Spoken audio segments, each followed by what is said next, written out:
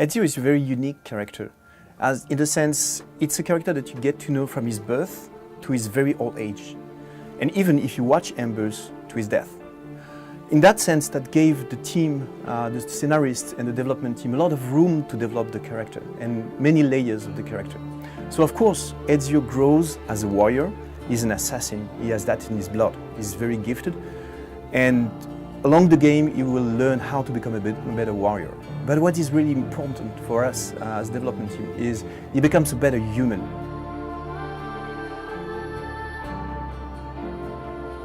I think the most interesting aspect of Ezio development is how he grows as a man. When we start Assassin's Creed 2, he's a young, careless young man in Florence. Something terrible happens to him, he's losing his family. And from there, his motivation will be revenge. It's a very powerful motivation, but it doesn't last. He will do more encounters, and actually his motivation will shift from revenge to justice. So a bigger goal, and not less selfish than just revenge. That will be the plot of Brotherhood, but then in Revelation he's aging. He's a man looking for answers. He has lived a full life of assassin, but he's looking for understanding. And what I feel is very touching and something we really can relate to is he's looking for understanding, but he won't have all the answers. And as a wise man at the end, he will accept not to have all those answers and just having been a messenger.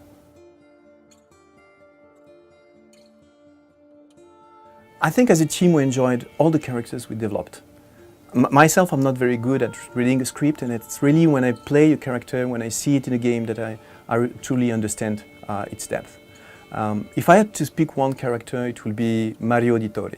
I like this character because he's funny, he's charming, he's cheerful, and loves partying and drinking. But after a while, you realize he's much more than that. He's a very strong warrior, he's a condottiero, and he's guiding Ezio to become a real assassin. So he's very important in the character development of Ezio, and he's a very likable character.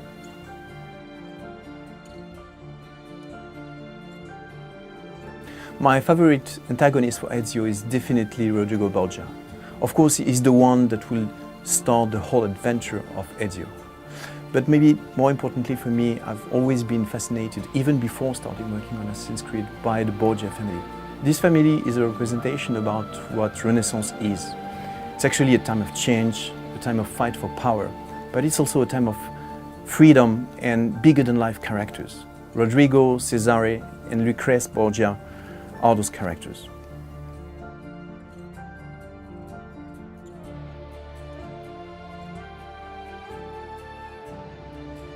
So it was important for us to live Ezio's life from birth to death.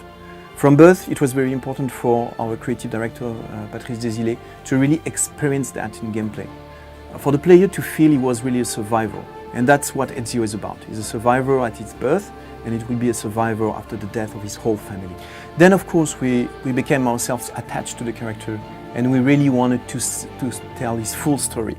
And that's even the reason for Embers. Embers, that is the short movie that comes after the trilogy, and that will tell you the story of Ezio, the last moment of his life when he's 65 in Florence. Maybe it's because of the time period itself. Renaissance is so interesting, there are so many stories to tell, and it changed our history so much that we actually wanted to have the full life of Ezio to explain. First, the beginning of the Renaissance in Florence and Venice, then the center of power in Rome, and going to the east, talk about Constantinople. That's one of the reasons for the trilogy, is that to tell as many stories as possible about the Renaissance.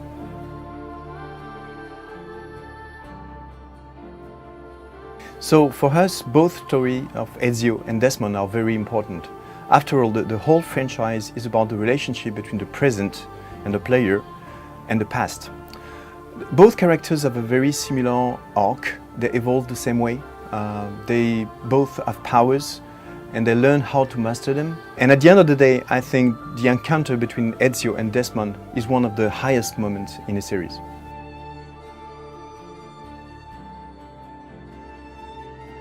It's very difficult for me to pick one game in the trilogy. They are all very enjoyable to make, and at the end of the day, after spending so much time in production, over 3 or 4 years, I have the feeling they are all the same game and they are all in the same continuity. Maybe if I had to pick one, AC2 was actually very challenging. It came after the huge success of AC1, and from scratch we decided to redo a lot of things in the game. We redid most of the AI and we brought a lot of depth to the gameplay and a lot of new systems. So it was a very challenging production, but at the end of the day the team has so much passion and so much engagement that I'm still very proud of this game today.